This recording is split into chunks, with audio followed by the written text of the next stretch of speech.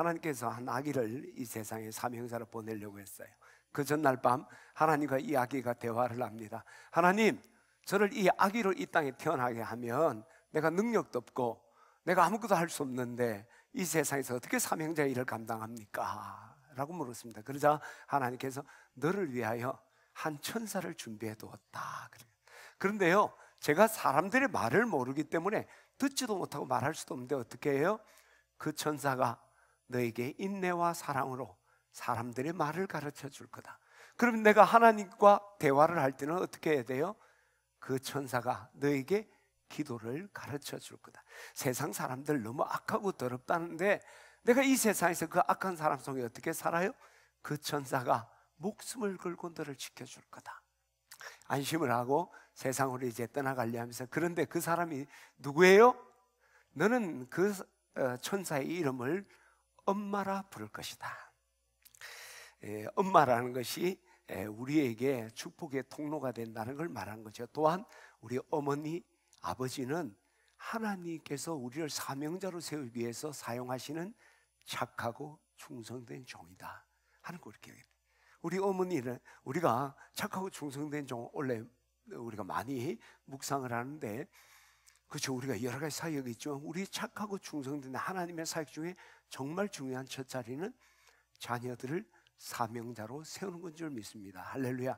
그 유대인의 속담에 보게 되면 하나님은 어머니의 손을 통해서 자녀를 사랑한다 그랬어요. 그러니까 사람들을 사랑할 때 어머니의 손을 통해 하나님이 하신다는 거예요. 그래서 우리가 자녀의 자리에서는 우리 부모가 나를 사명자로 세워주는 축복의 통로 너무너무 귀하게 생각해야 돼요. 더불어서 내가 부모의 자리에서는 우리가 내 자녀를 하나님의 사명자로 세울 하나님의 착하고 충성된 종으로 우리가 성실하게 그 사명을 감당해야 됩니다. 저는 소망하기는 2020년 우리 교우들이, 우리가 어르신들도 귀하게 여길 뿐만 아니라 우리가 부모로서 또 할머니, 할아버지, 다음 세대를 이끌어가야 될 기성세대로서 우리가 이 젊은이들, 다음 세대들을 정말 하나님의 사명자로 세우기 위해 부름받은 착하고 충성된 종으로 하나님께 쓰임받게 되기를 주의 이름으로 축원합니다. 그러면 다음 세대, 우리 자녀들을 하나님의 사명자로 세우려면 우리가 부모로서 어떻게 해야 할까? 오늘 본문이 우리에게 귀한 도전을 주는 것 같아요. 지난주에 산파 십부라와 부하를 통해서 이제 두드모스 1세가 이제 산하제한하는 이야기를 했잖아요. 근데 그게 실패를 한 거예요.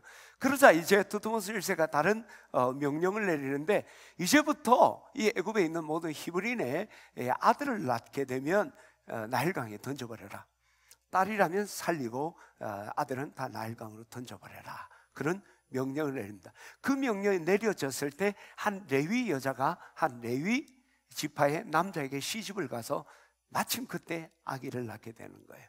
근데 그 아기를 나일강에 던져버려야 되는데 던지지 않고 3개월 동안 집에서 잘 기르게 됩니다. 근데 아이의 소리가 점점 커지기 시작하는 거예요.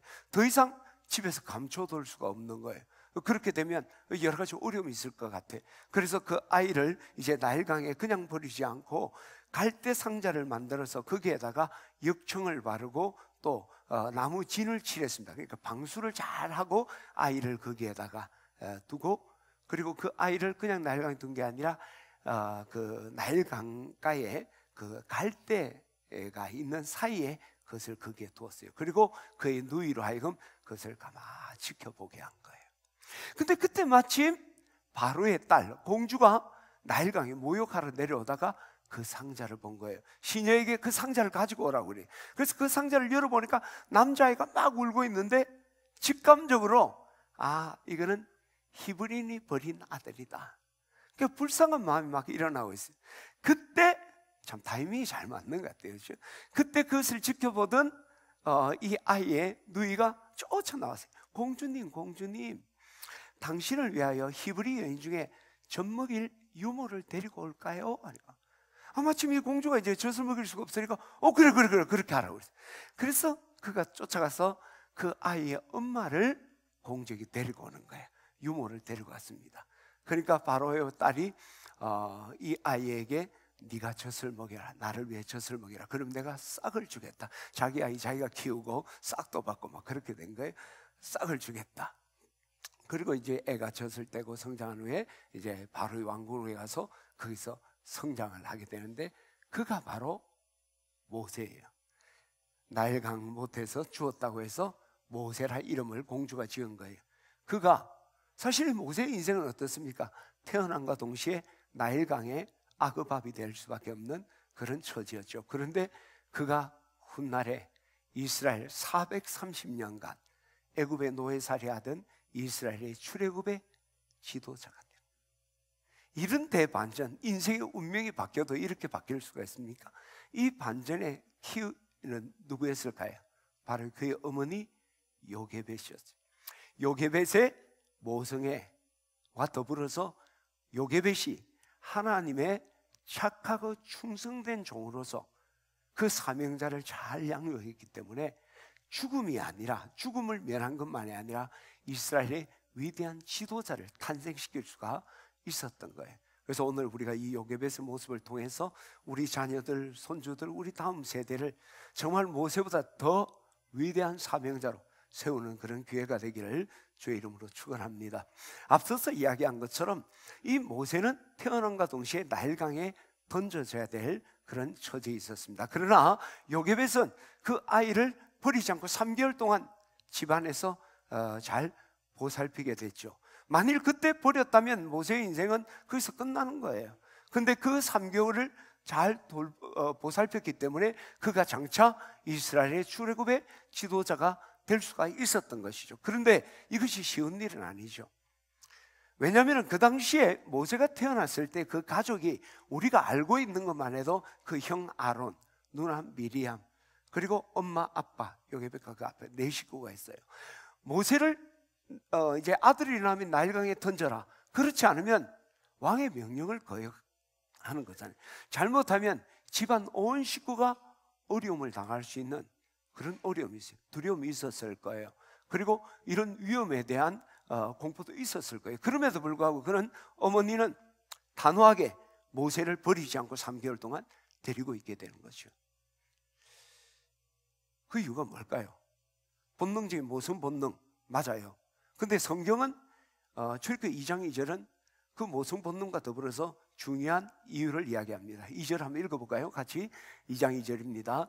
시작. 그 여자가 임신하여 아들을 낳으니 그가 잘생긴 것을 보고 3달 동안 그를 숨겼다. 모성 본능만이 아니 이 아이를 보니까 큰 놈 될 것 같은 거예요. 잘생겼다.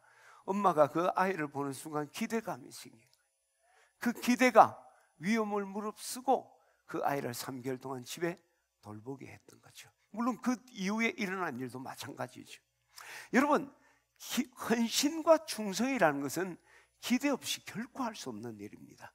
우리가 일시적으로 또 흉내는 낼 수 있어요. 그러나 진정한 헌신과 충성이라는 것은 기대 없이는 도저히 할 수가 없어요. 왜냐하면 이 기대라는 게 한번 해보면 그래 되면 좋겠다는 게 아니죠. 우리 헌신과 충성에는 한번 해보자 하는 게 아니라 그 헌신과 충성에는 아주 극도의 인내와 자기 희생을 요구하기 때문에. 근데 기대가 없는 어떤 일이나 뭐 사람에 대해서 이런 극도의 인내 그리고 자기 희생을 할 사람은 없죠. 그건 바보죠. 그러나 어떤 기대가 있으면 그 기대 때문에 우리는 헌신하고 희생하기도 합니다. 우리 부모들이 자녀들을 양육할 때 우리가 헌신하잖아요. 그게 뭡니까? 자녀에 대한 기대가 있기 때문에. 자녀에 대한 기대, 물론 기대라는 것도 크기가 있는 거예요. 여러분, 우리가 기억해야 될 것은요, 우리 부모의 헌신만큼 우리가 성장합니다. 동의해요? 네. 부모가 눈물과 땀을 흘린 만큼 우리 자녀들이 성장하는 겁니다. 우리가 소홀한 만큼 자녀들은 그만큼 성장의 기회를 잇는 거예요. 그런데 이 헌신은 기대의 크기와 비례하는 거예요. 기대가 큰 만큼 헌신하고 헌신한 만큼 자녀들을 성장하는 거예요. 그래서 우리가 지금도 우리가 자녀들을 향한 기대가 있기 때문에 자녀들 위해 헌신하고 자녀들이 이렇게 견고하게 쓰는 거예요. 근데 우리 자녀들이 정말 민족을 깨고 열방을 주님께로 인도할 그런 자녀로 양육하려면 기대가 그만큼 돼야 돼요. 정말 이 아이는 놀라운 역사를 이룰 거다 기대를 가지면 그만큼 헌신하겠죠. 막 그냥 쏟아부을 거예요. 그러면 그 아이가 그만큼 성장할 수가 있는 거예요. 저는 오늘 우리가 이제 연휴가 되면 가족도 많이 만나고 자녀들도 만나고, 오늘 우리 부모 때문에 온 우리 자녀들 다 젊은 엄마 아빠 아니에요. 또 여러분, 우리가 다음 세대 이야기하는데, 여러분 그 다음 세대가 정말 위대한 인생이 되려면 여러분 기대를 갖게 되기를, 여러분 기대가 더 커지게 되기를 주의 이름으로 축원합니다. 그런데 오늘 여기서 우리가 기억해야 될 중요한 사실이 하나 있어요. 우리가 기대라고 했을 때 내가 하고 싶은 우리 자녀를 향해서 엄마 아빠가 계획한 일들이 그대로 이루어지기를 기대하는 거. 뭐 긍정적인 면도 있겠죠. 이루어지기를 기대하는 것은 그게 기대가 아니라 욕망이에요. 정말 성경이 말하는 기대는 그게 아니에요. 내가 우리 아이가 뭐가 되기를 원하고 그것이 이루어질 것을 기대하는 것은 욕망일 뿐이에요. 성경이 말하는 정말 기대는 어떤 걸까요? 우리 자녀를 향해 하나님의 계획을 기대하는 거예요. 좀 더 정확하게 이 기대를 정확하게 이야기하면요, 하나님이 하실 일을 이루어지기를 사모하는 거예요. 와, 그렇게 되면 참 좋겠다. 그리고 그것이 확실히 이루어질 거다. 사모함과 확신을 우리가 기대라고 표현하는 거예요. 무슨 말인가 잘했지? 하나님이 우리 자녀를 향한 계획, 그것에 대한 사모하는 마음, 그것에 대한 확신, 이 기대예요. 그 기대를 가지고 사명 감당하는 것이 착하고 충성된. 오늘 이 모세를요, 요기벳이 그 잘생긴 걸 봤다고 그랬는데, 그 잘생긴 것이라는 게 외모가 잘생겼다는 의미가 아니에요. 그 의미는 그 아이를 통해 하나님의 경륜의 표징을 본 거예요. 그 아이를 통해, 이 아이를 통해 하실 하나님의 계획을 본 거예요. 요게벳이 그것을 보면서, 이야, 그렇게 되면 참 좋겠다, 반드시 그렇게 될 거야 하는 기대를 가진 거예요. 그래서 목숨 건 거예요. 어머니 식구가 좀 희생되는 한이 있더라도 이 아이는 위대한 역사를, 하나님이 위대한 계획을 가지고 그렇게 할 거야 하는 기대가 있었기 때문에 헌신을 할 수가 있었던 거예요. 여러분, 우리가요, 위대한 일들을 이루어가는 것은 바로 우리 이런 기대들이 우리 가운데 있을 때 헌신하고 땀도 흘리고 눈물도 흘리게 되는 거죠. 저는 오늘 우리 지내집내 교우들이 우리 자녀들을 보면서 그 자녀들 안에 하나님이 하실 일을 보아야 돼요. 그리고 그 하나님이 하실 일을 우리가 기대할 때 정말 우리가 거룩한 땀과 눈물 흘리고 그 자녀를 그렇게 세워가게 될 줄 믿습니다. 스펄전 목사님이 이제 제자들을 가르치다가 한 번은 이제 노방전도를 보내게 됩니다. 전도를 하다 보면 열매를 얻는 사람이 있고 얻지 못하는 사람들이 있어요. 근데 한 제자가 아주 얼굴이 막 낙심이 돼서 돌아왔어요. 선생님, 제가 거리에서 정말 열심히 복음을 전하는데 아무도 내 복음의 귀를 기울이지 않고 영혼 구원이 열매가 없습니다. 너무 낙심이 됩니다. 그때 스펄전 목사님이 그 제자에게 그런 질문해요. 자네는 밖에서 복음의 설교를 할 때, 내가 이 설교를 할 때 들은 사람을 하나님이 그 영혼을 구원하리란 기대를 가지고 하는가? 하니까 깜짝 놀라. 아이고, 나는요 아직 학교도 졸업 못하고 나는 그런 재능과 은사 없어요. 내가 어떻게 설교 한 편 한다고 사람들이 구원받고 그러겠습니까? 그런 기대하는 게 웃기는 일입니다. 그때 스펄전 목사님, 바로 그것이 자네의 문제. 하나님이 이 복음을 통해 저 영혼을 구원할 거라는 기대를 가질 때 하나님의 그 구원의 놀라운 역사들, 그리고 내 안에 불같은 복음을 전할 수가 있다는 거죠. 유명한 이야기죠. 하나님으로부터 위대한 일을 기대하라. 하나님을 위하여 위대한 일을 시도하라. 윌리엄 캐리가 했네요. 윌리엄 캐리는 구두수성공이에요. 근데 그의 가슴 속에 그런 기대가 있어요. 하나님이 하실 위대한 일에 대한 기대. 그것이 그가 현대 선교의 아버지가 되게 만든 거예요. 저는 오늘 우리가 정말 우리 자녀들을 위대한 인생으로 만들려고 한다면 우리가 하나님의 계획을 알 뿐만 아니라 그 계획을 기대해야 돼요. 자녀들 향한 위대한 기대를 갖게 되기를 여러분 주의 이름으로 축원합니다. 이를 위해서 구체적으로 여러분 먼저 기도하십시오. 자녀를 위해서 하나님, 우리 자녀를 향한 하나님의 계획을 보여달라고. 여러분 인생의 축복은 지난주에 10%와 부하에 대한 이야기했죠. 그 산파에 불과한 여인이 이스라엘 민족을 살리는 위대한 일을 한 거예요. 어떻게? 산파로서 자기 일에 최선을 다한 거예요. 여러분 위대한 인생은 다른 게 아니에요. 뭐 유명한 목사가 되고 유명한 기업가가 되는 게 아니라 하나님이 나를 이 땅에 보내신 그 사명을 찾고 그 일을 하는 거예요. 하나님이 나를 조그만 가게의 주인으로 보냈다고 한다면, 내가 그 일을 성실히 한다면 나는 위대한 사명자로 살아가는 거예요. 네. 하나님은 나를 사업가로 보냈는데 내가 빌리그람 같은 목사가 됐어. 실패한 인생입니다. 그 성공 아니에요. 목사 됐다고 성공 아니잖아요. 그렇잖아요. 네. 우리가 하나님 보내신 그 사명을 감당하는 거, 그러기 위해서는 우리 자녀들을 향한 하나님의 계획을 우리가 알아야 돼요. 하나님, 우리 자녀를 향한 하나님의 계획이 무엇입니까? 가르쳐 주십시오. 그리고 두 번째는 그 자녀를 주목해야 돼요. 그런 시각으로 그 아이를 봐야 돼요. 아이를 볼 때 저게 돈이 되겠나 안 되겠나, 똑똑할라나, 대학을 잘 갈라나, 그걸 보는 게 아니에요.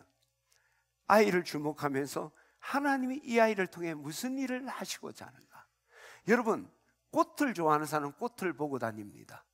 나무를 좋아하는 사람은 숲에 가면 나무만 보고 다녀요.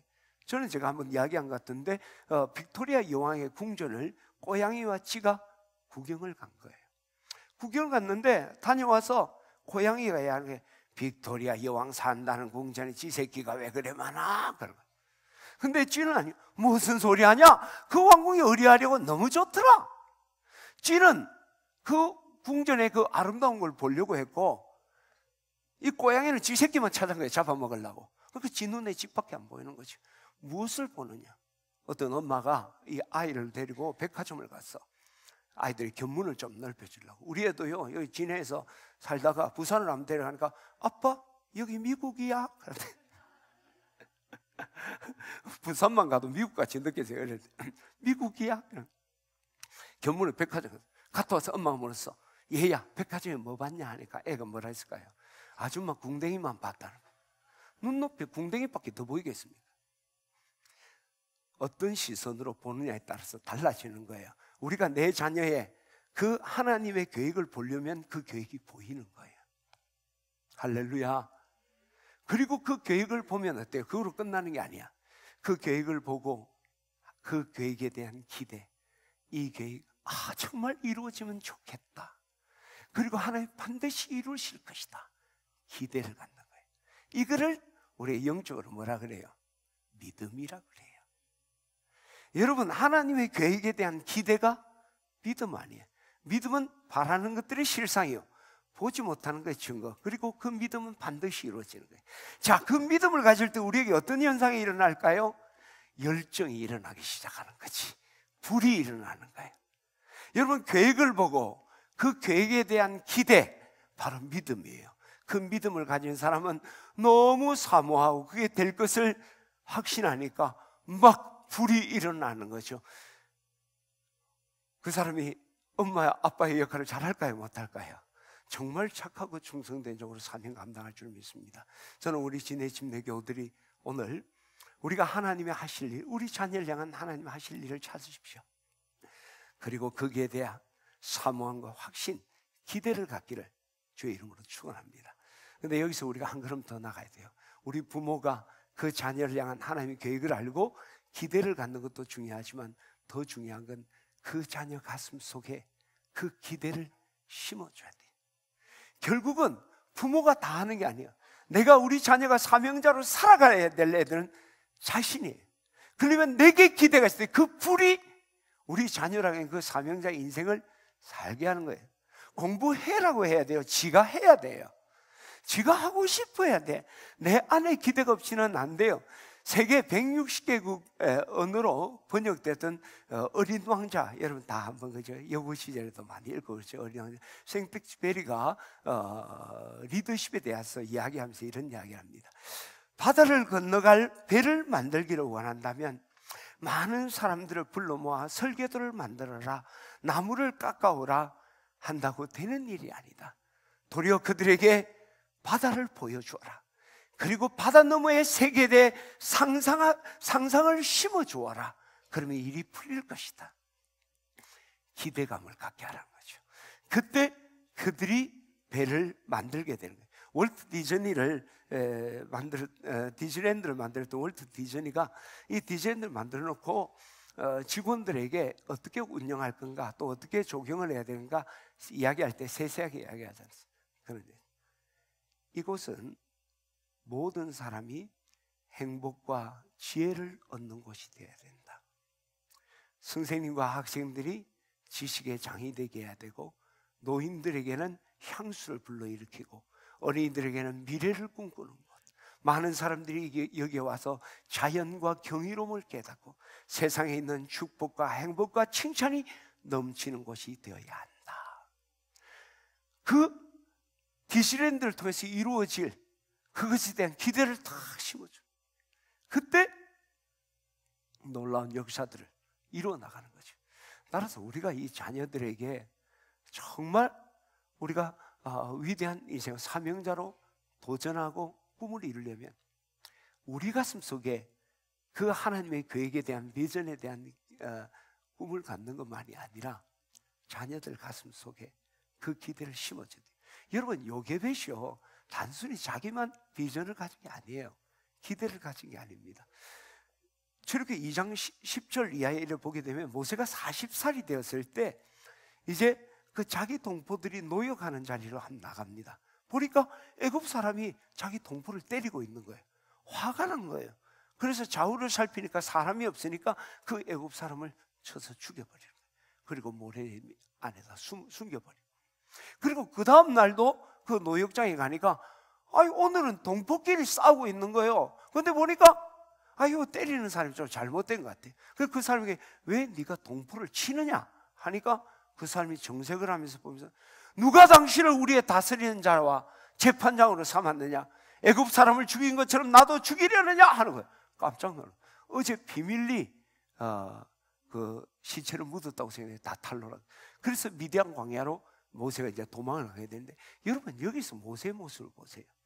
모세가 지금 어떻게 해요? 지금 애굽 사람이 히브리를 때리는 것, 그리고 동포끼리 싸우는 것에 개입하고 있잖아요. 자기가 왜 개입해? 그리고 지금 동포를 때리던 사람이 뭐래? 누가 너를 우리를 다스리는 자, 재판관으로 세웠느냐? 지금 네가 지금 지도자 노릇하고 있다 하는 이야기야. 지금 모세는요, 석 달 만에 나일강에 버려져서 40살까지 바로의 왕궁에서 컸습니다. 철저하게 애굽 사람이에요. 그런데 지금 여기에서 이스라엘 백성들을 뭔가 구원하려는 리더십을 막 발휘하려고 하고 있다는 거죠. 왜 그랬을까요? 그의 마음속에 하나님이 자기를 이스라엘의 지도자로 세운다는 게 심겨져 있는 거예요. 그리고 거기에 대한 뭔가 책임감과 그 기대를 가지고 있었던 거예요. 그래서 자기도 모르게 본능적으로 그런 거예요. 그런데 언제 그런 일이 일어났을까요? 언제 그게 심겨졌을까요? 평생 바로의 왕궁에서 자랐는데 어린 시절 자기 엄마에게 젖을 먹는 동안, 그 외에는 히브리인에 대한 공감대를 전혀 가질 수 없는 사람이 모세는. 그죠? 노예에 대해서 갑질할 수밖에 없는 그런 입장이에요. 근데 모세는 지금 여기서 동포애를 가지고 자기가 뭔가 이 문제를 해결하려는 지도자의 역할을 하고 있다는 거죠. 어머니가 어릴 때 그의 가슴에 그 하나님이 너를 이스라엘의 지도자를 세울 것이라는 그 꿈과 그 기대를 심어주고, 그때 뜨거운 마음으로 그 일을 감당할 수 있는 거예요. 저는 오늘 우리 교우들이, 여러분들이 우리 자녀가 정말 영광된 자녀가 되려면 그 자녀를 향한 하나님의 계획을 우리가 찾고 그걸 심어야 돼요. 그리고 기대를 가져야 돼요. 기대. 하나님이 우리 아이를 선교사로 세우려고 하는 거야. 알았어. 근데 이 애도 알았어. 근데 아이고 내가 선교사가 말라고. 아 선교사 되고 싶다. 선교사 되면 너무 좋겠다. 이래 돼야 되지. 그거 해갖고 뭐 하려고. 부모들도 마찬가지예요. 여러분 부모들 자녀들이 신학교 간다면 어째 이놈의 자식 호적에서 뺀다 그러잖아요. 왜 그래요? 딱 떠오르는 게 봉고 몰고 다니는 전도사님 생각이 나는 거야. 전도사 해봤자 맨날 쇠빠지게 봉고나 몰고 그 짓 뭐 때문에? 기대가 없는 거예요. 기대가.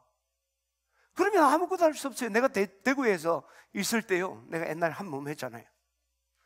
우리 목사님 목사 아닌 친구가 하나 왔어요. 나를 보더만 아이고 사람 배렸네. 그 목사님 와 이러는 거야. 저 사람은 저 사람은 실험판에 보냈으면 큰일 했을 건데 전도사 지시나 한다는 거지.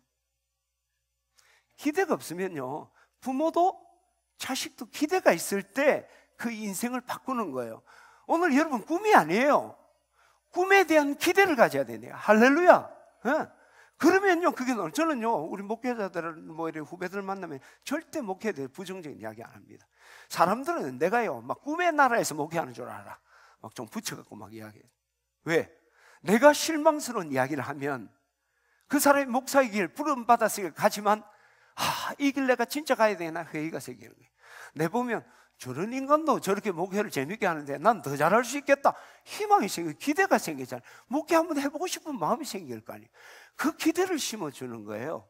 여러분 1995년 2월 4일 링컨 센터에서 아주 감동적인 공연이 있었습니다. 바스토스라는 발레리나, 스테판 바스토스라는 발레리나가 거기에서 발레 공연을 했는데 막 사람들이 눈물을 몇 강해요. 근데 그 사연이 있어요. 그게 그냥 그 공연이 아니라 1999년 공연했고 1995년에 그 사람이 바스토스가 교통사고에서 발목을 절단한 수술을 한 거예요. 여러분 발레리나가 발목을 절단하면 어떻게 돼요? 끝난 거잖아요. 산송장이잖아요. 이거 뭐 내 인생은 이제 껍데기 인생이다 끝났다 그러고 있어요. 그때 그 엄마가 그 사고 난 그 아이에게 네가 지금 잃어버린 건 오른쪽 발목뿐이지 않느냐. 만일 거기에다 의족을 하고 네가 무대에서 공연을 한다면 얼마나 감동적이겠니. 그 앞에 이루어질 것에 대한 기대를 심어준 거예요. 그 설렘이 그 인생을 껍데기 인생에서 알곡 인생으로 바꾼 거예요. 할렐루야. 이게 우리가 착하고 충성된 부모로서 우리 자녀들에게 심어줘야 될 거예요. 할렐루야. 대통령 되라 뭐 되라는 게 아니라 하나님의 계획을 정확하게 찾고 그것에 대한 설레이는 마음. 네가 아무리 조금 뭐 아프리카 선교 와서 맨발 대고 빨가벗고 다닌다 하더라도 그 일이 얼마나 놀라운 일이냐. 제가 여러분 얘기하죠. 우리 아버님이 이제 목회에 대해서 고민하고 있는 우리 집사람한테 그러냐. 왜 교회를 크게 하고 작게 하고 자꾸 생각하냐. 우리가 하나님의 종으로 목사로 부름받는 그 자체가 영광이다. 할렐루야. 그때부터 내 인생에 내 생각이 확 바뀌었어요. 그래, 성패는 이미 하나님 부름받는 순간 나는 성공했다. 하나님, 이게 교인이 많이 모이느냐 안 모이느냐, 속이 시끄러냐 안 시끄러냐, 이게 중요한 게 아니라는 거죠. 그 기대를 심게 되기를 주의 이름으로 축원합니다. 그때 우리 자녀들이 정말 하나님의 나라에 정말 보배롭고 좋은 게 아니라. 여러분 어머니 따라합시다. 어머니는 화가다. 난 아닌데 다시 어머니는 화가다. 내가 그린 그림대로 우리 아이가 만들어지는 거예요. 그런데 우리 어머니의 도화지는 어디일까요? 우리 아이의 마음이에요. 마음의 그림을. 어떤 그림을 그려야 될까요? 이제까지 학습을 했으니까 하나님의 계획, 하나님이 하실 것을 그리는 거예요. 그렇죠? 그걸 우리가 비전이라고 그러는 거예요. 여러분, 비전을 가진 사람과 같지 않은 사람이 어떨까요? 그림 보고 따라하는 사람과 아무것도 안 보고 하는 사람을 전문용어로 맨땅에 헤딩한다. 그렇죠? 그림을 보고 하는 사람과 보지 않는 사람은 천지 차이죠. 그 비전을 가진 사람과 같지 않는 사람의 인생은 완전히 달라지는 거죠. 우리 자녀 가슴 속에 하나님이 보여준 그림을 그려주는 거예요. 그 그림 따라 살아가면 사명자 되는 거예요. 그런데 내가 그려주는 것만이 아니라 우리 자녀가 그 그림을 자기 그림 삼아야 돼. 그게 심어준다는 거예요. 되겠죠? 자, 그런데 그림이 정말 멋지게 매력적으로 살아나려면 어떻게 해야 될까요? 자, 스케치를 한 다음에 색채를 넣고 명암을 넣고 원근감을 넣으면 그림이 확 살아나기 시작하지. 아주 막 그냥 동영상처럼 되는 거예요. 그게 뭐예요? 기대예요. 우리 아이에게 비전을 그려주는 것만이 아니라 그것 되면 얼마나 좋을까? 그건 반드시 될 거야. 그게 심겨지면요, 그림이, 그 비전이 살아나기 시작하는 거예요. 그럼 그때부터 이 아이가요, 미치기 시작하는 거지. 그림이 너무 뚜렷이 보이니까 우리 뭐 환상봤다, 계시봤다 뭐 이러는 분들이 막 그냥 견딜 수 없이 막 그러잖아요. 그게 바로 하나님의 비전에 대한 기대를 정말 부모가 잘 채색해주고 명암까지 딱 넣어주면, 그리고 그게 자기 게 되는 순간 내버려둬. 어디를 가나 무엇을 하나 그 자녀는 하나님의 비전너리로 또 하나님의 사명자로 위대하게 세워질 줄 믿습니다. 그게 모세였습니다. 저는 우리 자녀를 그렇게 양육하게 되기를 주의 이름으로 축원합니다. 더불어서 지금 이 요게벳이 모세를 사명자로 세운 것은요, 이제 모세가 3개월이 되니까 막 울음소리가 커지는 거야. 집에서 더 이상 키울 수가 없어. 그래서 이제는 집을 떠나보내야 될 때가 왔어. 우리 자녀도요, 언젠가 떠나보내야 될 때가 옵니다. 유치원도 보내야 되고 학교도 보내야 되고 또 직장도 보내야 되고 자기 배우자에게도 보내. 부모를 떠나 아내와 연합하여 한 몸을 준다. 떠나보내야 돼. 그런데 꼭 끌어안고 있으려는 분들이 있죠, 그죠? 그러면 어떻게 돼요? 마마보이 돼요. 그건요, 축복이 아니라 재앙입니다. 재앙. 여러분, 성경에서는 자녀를 뭐라고 표현하죠? 자, 자녀는, 따라합시다. 자녀는 화살이다. 시편 127편 4절을 보면 장사의 젊은 자의 수중에 젊은 자의 자식은 장사의 수중에 있는 화살 같다. 그럼 우리는 모르는구나. 자식이 화살이면 우리는, 부모는 왕이요, 활이요, 활. 그죠? 그러면 활은 화살을 어떻게 해야 돼요? 쏘아 보내야 되지. 그죠? 사명을 분명히 알면 뭐합니까? 기대를 가지면 뭐합니까? 그 관역을 향해 화살을 쏘아 보내야지 관역에 명중하든지 할 거 아니에요. 그죠? 쏘아 보내야 돼. 우리는 우리 자녀가 인생에 위대한 사명의 여정을 가는데 출발점이 도약대가 되지 정류소가 되든지 주차지가 되면 안 돼요. 왜 많은 부모들이 차고 역할을 해. 그리고 정류소 역할을. 우리는 화살을 쏘아서 그 사명의 자리로 떠나보내야 돼요. 저는 우리 진해 침례교우들이 떠나보내야 될 때 떠나보내세요. 집에서 쫓아내는 훈련도 많이 해야 돼요. 떠나보내야 될 떠나야 되지. 끼고 있다고 해서 그 아이 인생이 변하게 쏘아야지 명중이 될 거 아니에요.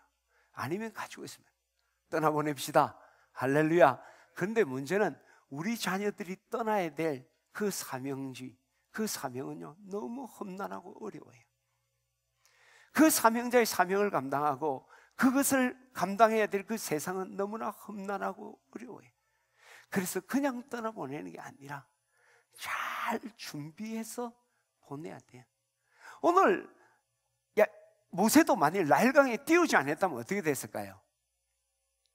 하나님이 또 다른 역사를 했겠지만 우리가 지금 있는 스토리로 보면 나일강에 띄워보냈으니까 바로 공주를 만났고 거기에서 문무를 겸비한 왕궁의 훈련을 받고 착착착 이루어졌던 거예요. 떠나보내지 않았다면 이 모든 스토리가 엉망진창이 되었을지 몰라요. 어쩌면 가족이 다 몰살하고 끝날 수도 있어요. 떠나보내야 할 때 떠나보내는데 그냥 보냈습니까? 아니죠. 잘 준비해서 3절을 우리 한번 읽어볼까요? 먼저 시작. 더 숨길 수 없게 되며 그를 위하여 갈대 상자를 가져다가 역청과 나무 진을 칠하고 아기를 거기에 담아 나일강과 갈대 사이에 두고, 그 다음 절은 준비가 안 돼 있죠. 그리고 그 누이로부터 지켜보겠다. 자, 우리가 이 차례를 한번 생각해 봅시다. 먼저 이 모세를 나일강에 띄울 때 갈대 상자를 만들어서 거기다 역청과 나무 진을 칠했다. 방수 처리한 거예요. 아니 거기에도 물이 들으면 아이가 그냥 거기서 꼼짝없이 물 때문에도 죽게 되고 빠져서 죽게 되고 끝나는 거잖아요. 방수제. 우리 자녀도 이 땅을 보내는데 이 세상은 정말 온갖 더러운 문화와 가치관으로 막 그냥 가득 차 있죠. 우리 자녀들 그냥 보내면 거기서 헷갈려 갖고요, 신앙이고 뭐고 다 잃어버립니다. 우리 매번 경험하잖아요. 잘 키우던 애 때 초등학교 가니까, 중학교 가니까, 고등학교 가니까, 특히 고등학교 졸업하고 이제 대학 가서 다른 택지로 가니까 그때부터 예수님하고 그냥 사연하를 굿바이 해버리잖아요. 왜 그래? 수많은 문화들이 그러니까 헷갈리는 거예요. 여러분, 기독교를 개독교라 하고 하는 사람들이 교회 다니던 사람들이에요. 교회 전혀 안 다니는 사람은 관심도 없어. 어설프게 잘못 들은 거야. 그런 것들이 세상에 엉뚱한 것, 잘못된 것에 오염이 되다 보니까 그렇게 된 거예요. 그래서 우리가 어떤 그들의 가치관이나 신앙의 방수 처리를 잘해서 보내야 돼. 어떤 세상의 지식이나 가치관이 틈타더라도 전혀 흔들리지 않는, 그게 뭘까요? 여러분, 정말 자녀들을요 떠나보내야 돼. 대학을 보내고 또 결혼하고 떠나보내기 전에 정말 해야 될 것, 그 첫 자리는 구원의 확신을 심어주는 겁니다. 여러분, 구원받는 거와 확신은 다른 이야기예요. 구원받았는데 확신 없는 사람은 결국 넘어집니다. 구원을 받았지만, 여러분, 우리 어릴 때 그거 많이 했잖아요. 너 다리 밑에 주웠다. 그러고 보니까 그 이명 집사한테, 권사한테 자꾸 다리 밑에 주웠다고 딱 보니까 이정희하고 나하고 좀 안 닮은 거야. 그러니까 정말 죽은 거 아닐까? 뭐 그런 생각하는 거죠. 그러니까 집에 있으면 또 불안한 거지. 어느 날 막 가출할 기회가 있으면 가출해 보는 거지. 우리 집 아니다 어째도. 여러분, 우리가 신앙에 우리가 구원을 받았지만 확신이 없으면 우리가 알지 못하니 그냥 속절없이 무너지는 거야. 그리고 우리가 세상을 사는데 수많은 가치가, 요즘은 절대 진리가 없잖아요. 뉴 에이지 무브먼트의 핵심이 뭡니까? 상대적 가치라는 거죠. 옛날에는 동성애다, 나쁘다, 옳다, 뭐 그런 기준이 있어요. 절대윤리였어요. 그래서 요즘 상황윤리잖아요. 그래서 만일 동성애한테 너 그래 하면 되겠네. 아빠 근데 왜요? 그럼 뭐라 이야기해? 요즘 우리 세상이 그런 세상이잖아요. 그렇죠? 막 교회 올 때 막 핫팬츠에다가 뭐 거의 비키니 수준으로 딱 입고 왔다. 그러면 옛날에는 교회 올 때 복장 좀 똑바로 해라 이러면 알아들었지. 요즘 그런데 왜요? 교회 올 때 이렇게 입고 오면 안 돼요? 그래 한다니까요. 요즘은. 그렇잖아요. 뭐 그건 그렇게 중요한 건 아니지만 이런, 그렇죠? 우리나라는요 이 땅을 살아가면서 마음이 많이 아파. 이게 진짜 내가 속상한 일이 많아요. 옛날에는 지역, 우리 동네에서 하면 무조건 옳고 저 동네 하면 무조건 들었어요. 지역 감정 때문에. 그래갖고 편가르게 했잖아요, 우리 이때까지. 그러니까 이건 좋아졌어. 이제는 이제 그렇게 하면 완전 쌍무시한 놈 되잖아. 이제는 진영이야죠. 우리 편에 하면 무조건 옳고 저 편에 하면 무조건 틀렸고, 내노남불 맨날 이야기하면서 그렇잖아요. 우리 편에 하는 거는 진리고 뭐 남이 편에 하는 건 적폐고. 지금 뭐가 진리예요, 여러분? 뭐가 진리예요? 아니, 목사인 나도 내가 철학을 한 사람입니다. 그래서 생각을 하며 살아가는 사람이에요. 근데 나도 헷갈려요. 이게 이 사람은 이 이야기하고, 그것도 세상에서 잘났다는 사람들이 다 막 그 이야기를 한다. 여러분, 우리 그리스도인들의 기준은요 성경입니다. 할렐루야. 이 진영이냐, 이 동네냐, 저 동네냐 아니고, 이게 성경으로 성경적이냐 아니냐, 성경에서 틀렸다고 하는 거냐 맞다고 하느냐, 이게 우리의 기준이 돼야 되는 거예요. 물론 그 기준대로 나도 못 살아요. 그러나 기준은 분명하지. 기준이 분명해야지 돌아갈 거 아니에요. 회개할 거 아니에요. 기준이 없는데 어떻게 회개해요? 틀리는지 맞는지를 모르겠는데, 답이 없는데 지 말하는 거 다 답인데 뭐, 그러면 뭐가 옳고 뭘 따라가야 돼요? 뭘 고쳐야 돼요? 우리 그리스도인들은 성경만이 유일한 우리 기준입니다. 할렐루야. 이걸 심어서 떠나보내야 돼요. 자녀들에게. 살아가 동안 잘못할 때 말해, 목사인 나도 성경대로 못 살 때 무지하게 많은데, 그러나 그게 답이라는 것은 내가 바꾸지 않지. 그렇죠? 성경이 나의 삶에 옳고 그런 것의 기준이 되고 내가 살아가야 될 표대다. 이것은 머리에 꽉 심어줘야 되지. 그게 방수 처리하는 거예요. 신앙의 완전히. 그 아이들은요 결코 떠나지 않습니다. 그 아이들은 어떤 세상에 잘못된 문화, 이단이 속삭여 돼요. 흔들리잖아요. 근데 이것 되지 않는 상태에서 옆에 이단 이야기 해보세요. 자기 아버지는 목사인데 다른 이단 다니는 목사도 있어요. 기가 막히지. 차라리 교회 안 다니는 게 더 나아. 이게 안 되는 거야. 딱 들어가면 이게 방수 처리가 안 되다 보니까 썩어버리니까. 여러분 종이에다 물 한 먹어보세요. 다리미실에가 안 고쳐져요. 우리 책을 많이 보니까 책 읽다가 커피 쏟고 막 그러잖아요. 그러면 이게 계속 봐야 되는 책이니까 뭐 주석 같은 건 자주 보는 거니까 다리미실 소용없어요. 물 한 번 먹으면 끝나는 거예요. 그게 그냥 많이 해서 안 된다는 거지. 여러분 구원의 확신과 성경적인 기준을 여러분 머리에 꼭 심어주는 우리 부모들 되기를 축원합니다. 두 번째는요, 그 아이를 떠나보낼 때 안전한 곳으로부터 시작했습니다. 나일강에 그냥 던진 게 아니라니까. 나일강가에 그 갈대 사이에 둔 거예요. 그래서 그 갈대에 물에 떠내려가지도 않고 요괴벳은 그러다가 누군가가 발견하기를 원한 거죠, 사실은. 예. 그 안전한 곳이에요.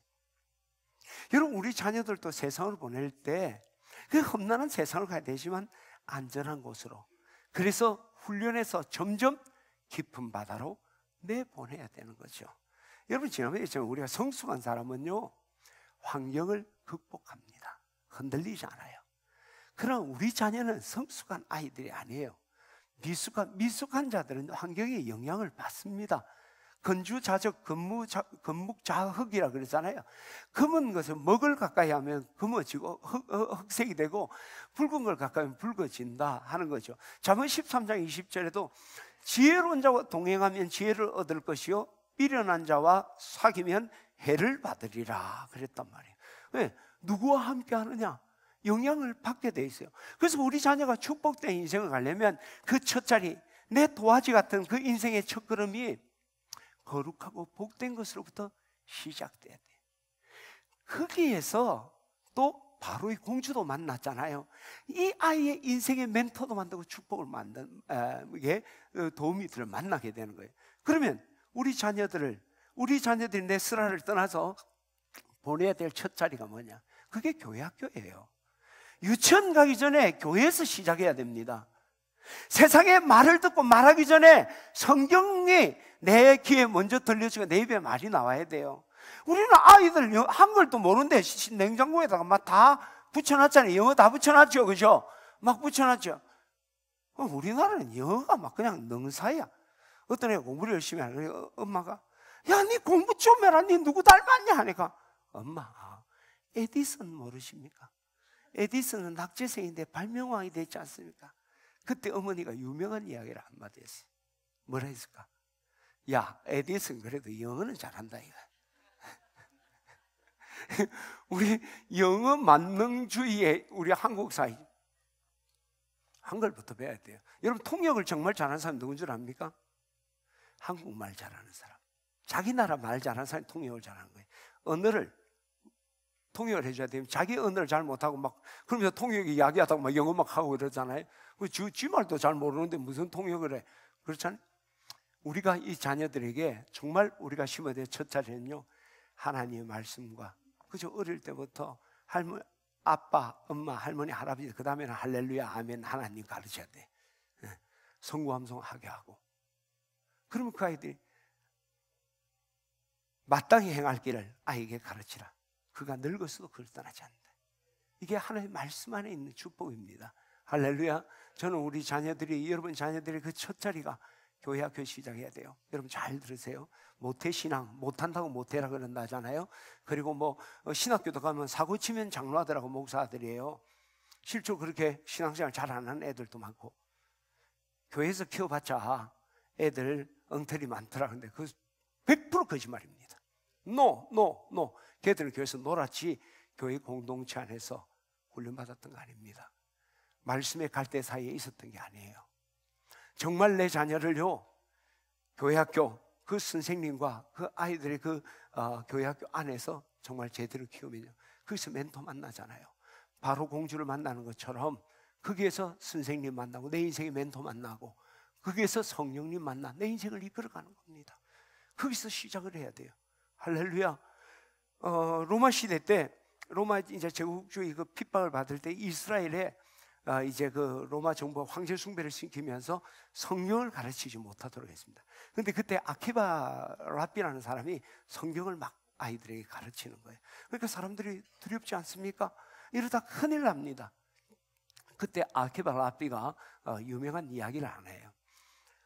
여우가 연못을 지나가다 보니까 고기가 연못에 막 도망을 다니는. 그래서 고기야, 너 왜 그래 도망 다니니? 하고 물으니까 이 고기가 이야기하기를 어부들이 우리를 잡으려고 해서 도망가는 거예요, 이러는 거예요. 그래서 여우가 순간적으로, 이 여우는 머리가 잘 돌아가잖아요. 그래갖고 이걸 잡아먹어야 돼서, 야, 육지에 올라와. 그럼 내가 피할 길을 가르쳐 줄게. 그런 거예요. 그때 물고기가 여우를 바라보면서, 바보야, 물고기한테 제일 안전한 곳은 물속이야. 물고기에게 지금은 어부가 나를 잡으려고 하지만 그래도 제일 안전한 것은 물속이야. 아키바가 그걸 통해서, 성경을 통해 핍박받고 어려움 당할 수 있지만 그래도 안전한 것이 말씀 안에 있는 거다. 할렐루야. 여러분 반드시 기억하세요. 이 하나의 말씀 안에 우리 자녀들이 있을 때 그 말씀이 우리 아이를 지키는 거예요. 그 말씀이 우리 자녀를 사명자로 만들게 됩니다. 저는 오늘 우리 교우들이 자녀를 떠나버리게 안전한 곳, 교회 학교로부터 시작하세요. 드림키즈, 유치원 어린이집 가기 전에 거기서부터 시작해야 돼. 교회를 알아야 돼. 거기서 훈련받고 거기서 선생님과 친구들과 교제. 여러분, 성도의 진정한 지체가 된 사람은요, 나중에 나이가 들어도요, 뭐 교회 왔다 갔다 하고 그러지 않습니다. 진정한 지체된 몸이 되게 돼. 지체가 안 돼 있고 그냥 옆에다 그냥 얹혀놓으면요, 왔다리 갔다리 합니다. 그렇지 않아요. 여러분, 우리 자녀를 그렇게 키워야 돼요. 할렐루야. 그리고 말씀 사이에 우리 자녀를 두게 되기를 축원합니다. 그리고 그걸로 끝난 게 아니라 미리암이 지켜봤잖아요. 우리 자녀를 떠나보내야 돼. 완전 무장해서. 그리고 교회 학교로부터 제일 먼저 듣는 게 하나님의 말씀이 되고 말하는 게 말씀이 되게 해야 돼. 그리고 떠나보내고 그대로 있는 게 지켜봐야 돼. 아이들을 가만 보고 있으면 어때요? 아무 일도 안 일어나요. 안 보면 어떻게 돼요? 일이 일어나요. 참 희한하죠, 그죠? 이 자식은 안 볼 때마다 사고 치는, 보고 있으면 별일 없어요. 그러니까 잠시 눈 돌리면 사고를 치는 이 어머니의 그 주파수가, 그 어머니의 그게 도는 것 같아. 근데 진짜 중요한 건요, 보고 있을 때도 무슨 조그만 일이 일어났어요. 탁 치워준 거예요. 근데 보고 있지 않을 때 조그만 일이 큰 일이 되는 거예요. 그래서 사고 터지는 거예요. 그래서 지켜보는 거예요. 여러분, 우리 자녀를 떠나보내고도 우리 부모는요, 우리 죽을 때까지 자녀 지켜봐야 돼요. 이 사명이 있습니다. 할렐루야. 어떻게 지켜봐야 될까요? 하나님이 나를 지켜보듯이. 그걸 우리가 섭리라고 그래요. 따라합시다. 섭리는 이신론도 범신론도 아니다. 이신론은 뭐냐면 하나님 천지를 창조하고 질서대로 돌아가게 내버려둔 거예요. 범신론은 사사건건 감나라 배나라 하는 거예요. 이 둘 다 아니에요. 하나님이 어떨 때는 개입하고 어떨 때는 바라보면서. 우리 자녀를 지켜볼 때도 마찬가지예요. 스스로 할 수 있도록 그냥 바라봐야 돼요. 사사건건 간섭하면 아이가 자생력을 잃어요. 안 됩니다. 스스로 할 수 있도록 보고. 그러나 아이가 불가항력적으로 할 수 없을 때, 아이가 절망에 빠졌을 때, 그때 위로하고 격려하는 일이 부모가 할 일이고, 부모는 그 일과 더불어서 늘 자녀를 중보하는 거예요. 그게 미리암이 모세를, 그렇잖아요. 그래서 모세에게 추임새를 준 거 아니에요. 모세의 바로의 공주가 만났을 때 어떻게 할까 할 때 가서 유모를 데리고 올까요? 그거 한 가지가 이 모세를 위대한 이스라엘 지도자를 만드는 거예요. 끝까지 우리 자녀, 내 생명 마칠 때까지. 자기는 자녀들이 나를 지킨다고 하지만 우리 부모는 내 인생 끝날 때까지 자녀들을 하나님의 사명자의 길 가는지 지켜보고 중보하고 격려하는 우리 지내집 내 모든 교우들 되시기를 주의 이름으로 축원합니다. 기도하겠습니다.